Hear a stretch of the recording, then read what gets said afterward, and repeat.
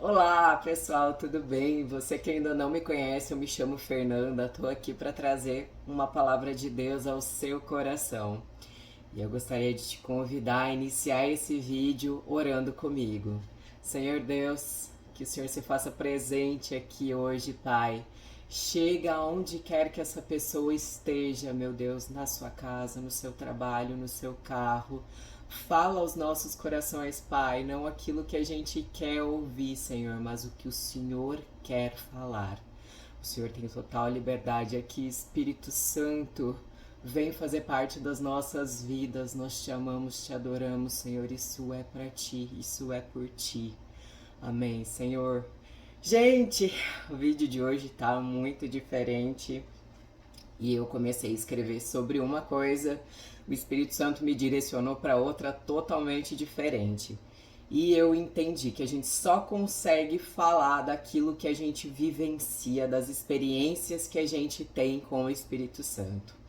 Eu comecei a escrever sobre deserto, que deserto não é lugar de permanência, mas como é Deus que comanda isso aqui, as coisas mudaram. E eu passei a escrever sobre não fugir de Deus, não fuja do Espírito Santo. Fernanda, vamos lá. Vamos contextualizar isso. E aí eu fui buscar algumas pessoas que fugiram de Deus, porque não é só eu e você que fugimos de Deus. E aí começa lá em Adão e Eva, né? Lá em Gênesis, você vai ler do 3, o capítulo 3, do versículo 8 ao 9, e ali fala, né, que depois que Eva come do fruto proibido, eles, né, Adão e Eva comem, eles se escondem da presença do Senhor Deus entre as árvores do jardim. Mas o Senhor Deus o chamou, perguntando: onde você está? Vamos lá, eu vou dar uma passada rapidão sobre alguns personagens aqui que eu achei interessante. Agar. Agar, ela aparece, vixe, não tá nem aqui, gente. Ela era serva de Sarai, esposa de Abrão. Ela é engravida, né, de Abrão, e ela foge. Ela foge de Sarai. Quem é que vai atrás de Agar para fazer ela voltar? Um anjo do Senhor. Ela vai para o deserto, ela foge e um anjo do Senhor manda ela voltar. Jonas do capítulo 1, do 1 ao 3. A gente vê Deus dando uma ordem a ele e Jonas faz o quê? Foge. Ele vê o primeiro navio, ele entra e vai-se embora. Foge da ordem de Deus. O que acontece com Jonas, gente? Né? Ele tá ali no navio, ele tá lá no porão dormindo, o pessoal jogando os negócios fora, Jonas escondidinho lá de boas. Gente, uma coisa que me chamou muita atenção na história de Jonas é o quanto a nossa desobediência coloca as pessoas ao nosso redor em risco, em perigo. Porque ele tá ali, ele tá dormindo, ele tá no porão do navio, o pessoal tá jogando as cargas no mar para tentar aliviar aquela carga. Por quê? Porque Jonas estava em desobediência. Então, muitas vezes, a nossa desobediência acaba causando problemas às pessoas que estão ao nosso redor. O que acontece? Ele vai parar ali na barriga do peixe, né? Ele é engolido pelo peixe, porque os homens lançam ele ao mar. E ele acaba fazendo o quê? Ouvindo novamente a voz de Deus e obedece. Glória a Deus.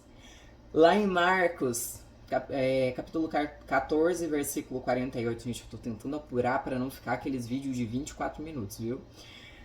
Jesus, ele é traído e ele é abandonado, né? Depois que ele é entregue, que ele é traído ali por Judas, ele é abandonado pelos que seguiam ele. Tá lá em Marcos 14, versículo 48. Jesus é traído e abandonado por aqueles que deveriam estar ao lado dele, que deveriam apoiar ele, né? Que eles estavam seguindo Jesus, mas eles simplesmente fogem por medo. Falando um pouquinho no deserto, né? Porque ainda restou alguma coisa do deserto. A gente vê ali os israelitas que foram libertados do Egito. Eles estão vagando, né? Eles ficam 40 anos no deserto, um negócio que era para ter sido rapidão. E Deus fala, né? Lembrem-se de como o Senhor, o seu Deus, os conduziu por todo o caminho no deserto durante esses 40 anos, para humilhá-los e pô-los à prova, a fim de conhecer as suas intenções, se iriam obedecer aos seus mandamentos ou não. Assim ele os humilhou e os deixou passar fome, mas depois os sustentou com o maná, que nem vocês nem os seus antepassados conheciam, para mostrar-lhes que nem só de pão viverá o homem, mas de toda palavra que procede da boca do Senhor. Por que eu estou entrando nesse contexto aqui? O pessoal ficou 40 anos no deserto. Por quê? Ansiedade, desobediência, idolatria. Entra muito nesse contexto do vídeo de hoje, de não obedecer à voz de Deus, de não obedecer aquilo que Deus está colocando no nosso coração. Eles estavam passando por um teste para ver se eles seriam dignos de entrar na Terra Prometida. E eles ficaram 40 anos sendo testados, Deus provendo, Deus provando que Ele era Deus, e mesmo assim o povo reclamando, o povo murmurando, o povo desobedecendo. Será que todos os desertos que a gente passa na nossa vida são culpa de Deus? Ou pior, será que são todos eles culpa do diabo? Ou será que alguns são provenientes das nossas escolhas? Será que alguns desertos não são realmente só fruto das escolhas erradas que a gente faz? Vamos lá, gente. 1 Reis 19, do 1 ao 18, a gente vê Elias, o grande profeta Elias. Ele foge por medo. Ele foge, Deus manda um anjo para alimentar ele, manda o anjo dizer para ele descansar, para ele se alimentar, porque a caminhada vai ser longa. O que ele faz? Ele se esconde numa caverna. Ele foge e ele se esconde numa caverna. De quem que ele está se escondendo? Será que é somente de Jezabel que ele está se escondendo? A gente vê ali o profeta passando por um período de estafa emocional, de cansaço, de desânimo, e ele quer se esconder. Ele está fugindo da vontade de Deus para a vida dele. Aí Deus manda o anjo. Não foi o suficiente. Ele chega e ele se esconde numa caverna. Deus fala com ele. Deus se faz presente ali, para ele conseguir cair em si. O que Elias faz quando Deus fala: o que você está fazendo aqui? Ah, Senhor, é porque estão querendo me matar e só restou eu. Sai lá fora que eu vou passar por aqui. Ele fica lá, na encolha, quietinho. Não vai, não. Quando Deus passa, Deus pergunta mais uma vez para ele: o que você tá fazendo aqui? Ai, meu Senhor. A gente vê no versículo, vamos lá, deixa eu ver. No versículo 10, Elias dando uma desculpa para Deus, porque, gente, nós somos campeões em dar desculpas para Deus.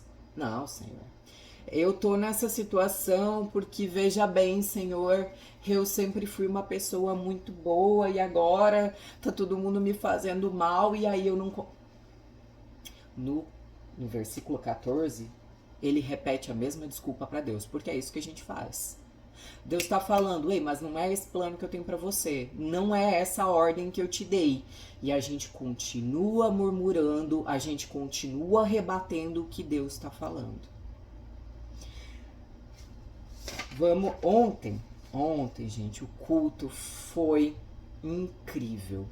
E o pastor falou sobre 2 homens que eu não conhecia. Eu nunca tinha escutado a história desses 2 homens. E eu não vou nem entrar muito no contexto, mas quem são esses homens, Fernanda? É daquela galera que estava esperando Jesus ressuscitar. Qual foi a ordem? Ficar em Jerusalém, até que do alto sejam revestidos de poder. Jesus disse que ressuscitaria quando? No 3º dia. A gente vê isso aqui se passando no 3º dia. esses dois homens, eles estão indo para casa deles. Estão no caminho para Emaús.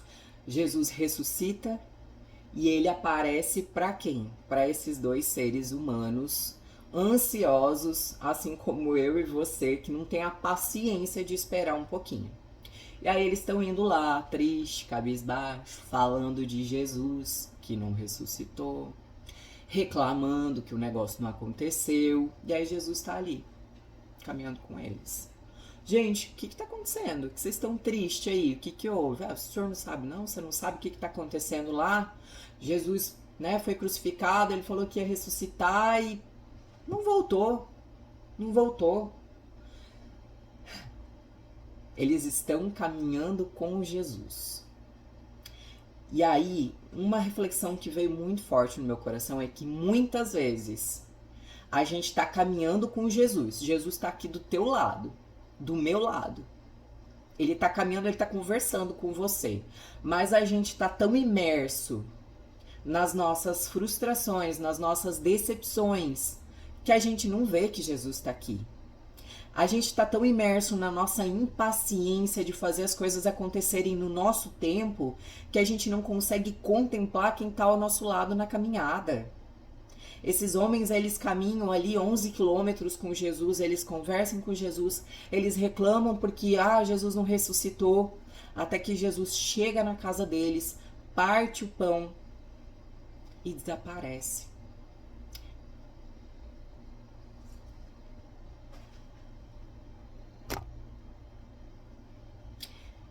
Então, existe algo grandioso aí. Muitas vezes a gente precisa, vamos lá, contextualizar tudo isso que a gente viu aqui. Esse pessoal que se escondeu, esse pessoal que fugiu da presença de Deus. Deus pede para eu falar sempre sobre coisas que eu já passei. E, gente, quantas e quantas vezes eu já fugi da presença de Deus. Quantas vezes a ordem era clara aos meus ouvidos: faça tal coisa. Ora, Fernanda, leia a palavra. Fernanda, não faz assim. E a gente foge da vontade de Deus. A gente foge daquilo que Deus quer pra gente. E as coisas não dão certo. E aí a gente corre para quem? Para Deus. E aí Deus fala o quê? Mas não foi isso que eu mandei você fazer. Não era essa a minha vontade para você, mas você quis fazer assim. Porque a gente tá lá no terceiro dia. Jesus vai ressuscitar, mas a gente não tem a paciência de esperar um pouquinho, de ficar no lugar que Deus nos colocou para ficar. E quando a gente não tá no lugar que Deus mandou a gente ficar, a gente nem percebe que Jesus está caminhando ao nosso lado. A gente nem percebe que Deus está agindo ao nosso favor. Então, quantas e quantas vezes Deus já te deu uma ordem clara e você falou assim: não, mas não é isso que eu quero. Gente, o que eu aprendi com tudo isso? Não importa se você vai se esconder em folha de parreira, se você vai se esconder numa caverna, se você vai fugir para o deserto.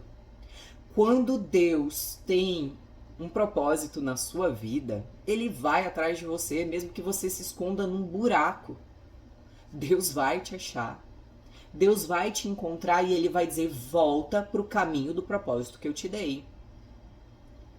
Não sejam ansiosos. O tempo de Deus não é o nosso tempo. E talvez por a gente tentar antecipar essas coisas, a gente acaba tendo coisas que não são pra gente, que não é a vontade de Deus pra gente. E isso não é bom. Segunda, a gente pode acabar passando 40 anos no deserto, quando isso poderia ser resolvido em 11 dias. Porque a gente estava ansioso. Ou senão, a gente pode acabar caminhando 22 quilômetros, porque eram 11. Era só 11 o caminho de Emaús para Jerusalém. Mas eles tiveram que chegar lá para entender que Jesus voltou e caminhar tudo de volta, porque ali na Bíblia diz que eles partiram imediatamente de volta para Jerusalém. Então, assim, quando a gente sai da vontade de Deus, a gente acaba atrasando o processo. A nossa ansiedade, ela acaba atrasando o processo de tudo que Deus quer fazer por nós. Então, meu amigo, minha amiga, você que tá aí, não fuja de Deus. Não fuja. Obedeça. Fernanda, mas eu não sei como obedecer. Lembra que você tem o Espírito Santo dentro de você. Dobra o seu joelho, vá para o seu secreto e diga: Senhor, eu não vou sair daqui até que o Senhor me explique como é que esse negócio vai funcionar, o que, que eu tenho que fazer, qual é a sua vontade para minha vida, qual é o meu propósito, para onde o Senhor quer me levar. Porque eu não saio daqui se o Senhor não estiver comigo. Se não for a sua vontade, eu não quero ir não. Entendeu? Não adianta se esconder. Eu ouvi o chamado de Deus, mas eu não vou não. Quero não, esse negócio não é pra mim não, não quero, não. Lembrem-se, Deus não está te chamando para uma religião. Cristo, quando veio para a Terra, ele não estabeleceu a igreja XYZ. Ele te chama para viver uma vida em santidade, uma vida em abundância, uma vida plena. Tudo que foge disso não vem de Cristo. Como a gente falou no vídeo anterior, Deus é amor. Deus é amor, Deus é paz, Deus é união.